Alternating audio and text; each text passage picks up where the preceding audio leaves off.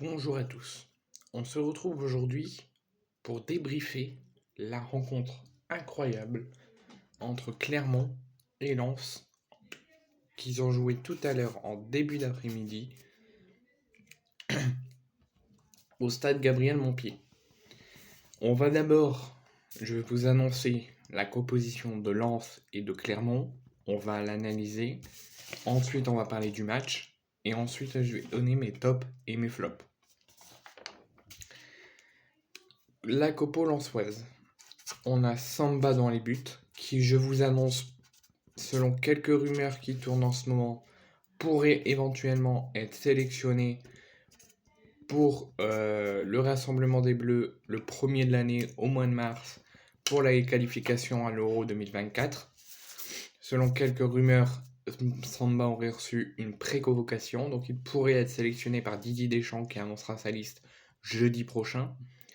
Ensuite, on aura une défense à 4, défense à 3 et défense à 3, Aïdara, Danso, Grady et Frankowski.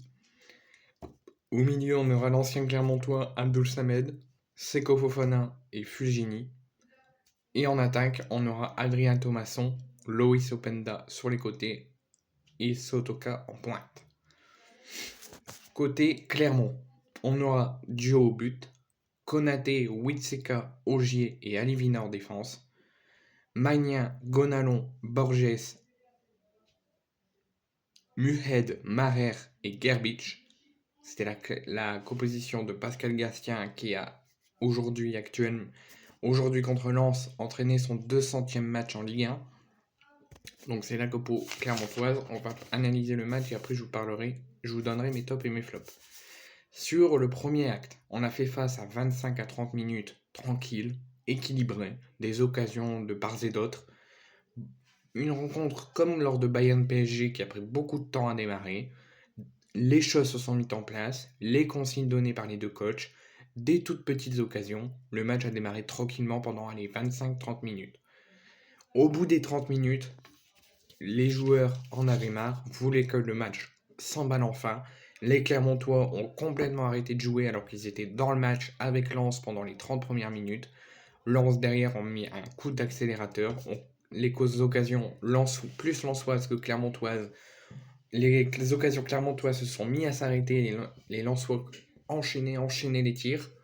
Et ça s'est conclué par le triplé rapide de Loïs Openda à la 30e minute, à la 34e minute et à la 35e minute. Et grâce à lui, grâce à ce triplé, parce que je rappelle que Openda, depuis près de 6 mois, n'avait pas trouvé le chemin des filets, il avait demandé à un préparateur physique et mental de l'accompagner pour qu'il se retrouve mieux et qu'il remarque. Ça s'est conclué parce que en à peine 4 minutes 30, il a marqué à la 30e, à la 34e, et sur le coup d'envoi de Clermont, quand ils ont encaissé un but, Openda a marqué le triplé. Donc en même pas 5 minutes, Clermont était déjà sûr d'être mené 3-0 à la mi-temps. Et grâce à lui, une nouvelle stat en Ligue 1 s'active, c'est le stat d'un joueur qui met le triplé le plus rapide dans notre championnat de France. Et Lens mène à la mi-temps 3-0, et c'est logique. Enfin, logique parce que Lens, si on conclut le premier acte, mérite plus de mener à la mi-temps que Clermont, malgré les occasions de part et d'autre pendant près de 25 à 30 minutes. Mais la deuxième partie de la première mi-temps, c'est Lens qui le domine amplement. Deuxième période, on a vécu un deuxième acte moins intense, moins d'occasions. Un deuxième acte plutôt tranquille. Lens essayait de contrôler le match, contrôler le score. Ils tentent des occasions, mais très peu. Ils essaient de faire avancer l'horloge, le chronomètre. Ils laissent plus le ballon, ils laissent plus jouer Clermont. Clermont tente des choses, et pas mal de choses. Et à partir de la 65e, Lens s'est dit, Lens va s'imposer. Et cette victoire est complètement logique. Bon, malheureusement, ça ne plaît pas à l'OM, parce que Lens revient 3e à 1 point de l'OM. Monaco joue actuellement contre Reims et s'ils s'imposent, ils reviennent à égalité de points avec Lens et à 1 point de l'OM. Donc il va falloir absolument de toute façon que l'OM gagne ce soir contre Strasbourg. Mais en tout cas, j'ai vu le match tout à l'heure et je me suis régalé. Et celui qui dit que le match n'a pas été entièrement dominé par les Lensois et que Clermont méritait quelque chose, ben non, Lens mérite plus que Clermont de s'imposer cet après-midi.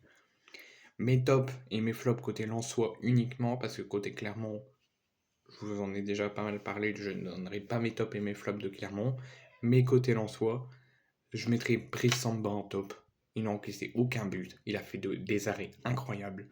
Et franchement, s'il est sélectionné jeudi, ce sera amplement mérité. Il mérite sa place en équipe de France. Aïdara, Danso, Grady, la paire de 3 défenseurs, ont été parfaits, ont fait leur match. Surtout Grady. Danso, ça va. C'est une bonne performance, il y a des choses à améliorer, mais c'est plutôt pas mal.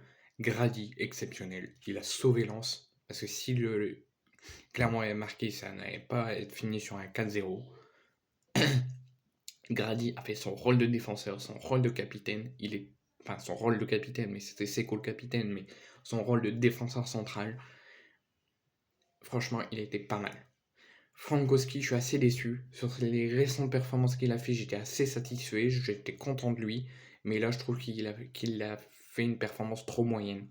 Seko Fofana, Kambe, évidemment, dans mes tops. Il a fait son rôle de capitaine, j'ai trouvé assez bon. Fujini, Abdou Samed, surtout pour Fujini, je suis assez déçu. Je les ai pas trouvés bons tous les deux. Zotoka, pareil, pas bon du tout.